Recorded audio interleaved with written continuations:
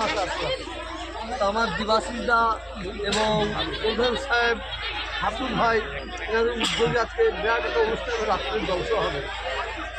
এই জায়গাটা যে বলবো আপনাকে, এটা তো আমাদের হৃদয়ের জায়গা, কথা বলেন না, এটা আমাদের মনের জায়গা। পুরুষরার পীর আবু বকর সিদ্দিক রহমাতুল্লাহ আলাইহি এবং তার 5 দুটো সন্তান এবং আমাদের মানে এই এলাকার কাছে আমি মুখে বলতে পারবো না। এতে হয় যদি আমি যদি এখনই বলি আমার জন্য তোমরা জান দিয়ে দিতে পারবে, মুখে নাই, এরা জান দিয়ে দেখতে দিতে পারবে। এমন একটা জায়গা, মানে এই এলাকার মানুষ হচ্ছে ফুরফুরা শরীরের। এই জায়গায় এসে আমি খুব আনন্দ পেয়েছি। বহুদিন আগে এসেছিলাম, এরা প্রতি বছর যায় আমাকে বলার জন্য, তো আমি আসতে পারি না, আজকে এসেছি।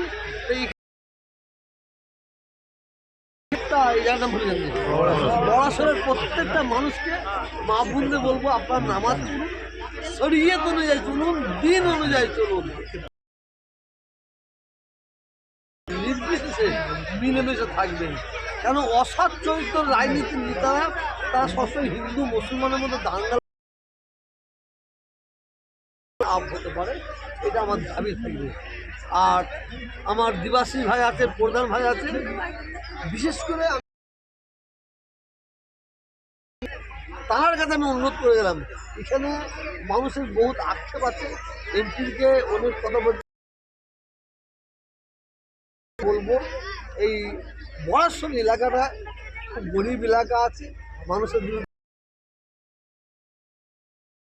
এই ঈদগাহটা পুরো খোলা ঘিরার জন্য বলছি, যাতে আমিও তাদের জন্য, তাদের সঙ্গে আমিও অনুরোধ করছি এই পবিত্র জায়গাটা যাতে।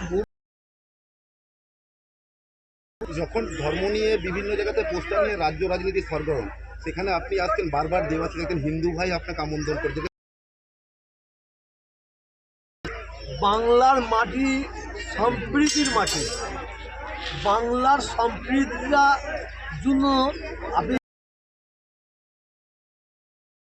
বাংলার সম্প্রীতির মাটি তৈরি করেছে কে?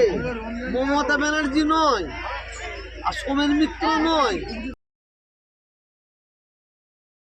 সিদ্দিক রহমাতুল্লাহ আলাইহি, কথা বলছেন না, হযরত শাহ ফাতহ আলী শাহ রহমত, রবীন্দ্রনাথ ঠাকুর, হ্যাঁ, রামকৃষ্ণজি, স্বামী বিবেকানন্দ। অর্থাৎ এই বাংলার সম্প্রীতির মাটিতে যদি কেউ উল্টো পাল্টা করে, বাংলার মানুষ তাদের জানতো কবে জায়গা নেই।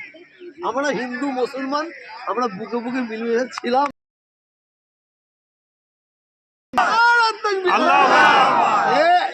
এটা আমাদের কাছ থেকে কেউ কেড়ে নিতে পারবে না। শোনেন, আমার